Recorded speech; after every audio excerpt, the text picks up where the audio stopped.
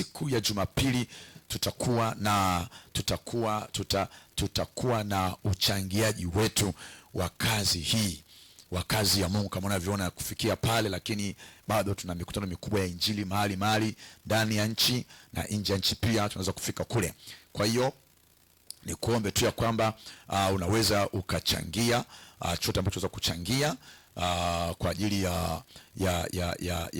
ya uboreshaji wa vifaa mbalimbali, na lakini pia kwa ajili ya kazi ya Mungu kwenda maeneo mbalimbali kuhubiri injili na pia kufikisha vipindi kama hivi kwako. Kwa hiyo Jumapili tutakuwa na kipindi maalum cha uchangiaji live. Kwa hiyo popote ulipo, nchi yote ulipo, unaruhusiwa kuchangia. Namba za uchangiaji accounts ziko hapo, jina la accounts liko hapo.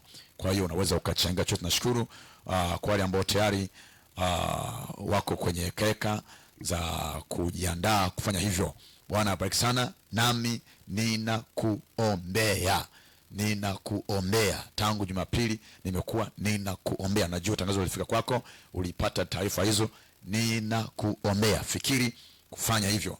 Tumelenga kupata zaidi ya milioni 10 fedha ya Kitanzania. Kwa hiyo make sure unaweka vizuri mpango wako, kiasi gani utaweka pale katika kiwango hicho. Wewe utaweka kiwango gani pale kitoshe kule na zaidi. Bwana akubariki sana. Bila kubarikiwa na Bwana, bila kuwa na neema ya Mungu katika maisha yako. Bwana akubariki hadi wakati mwingine tena. Shalom.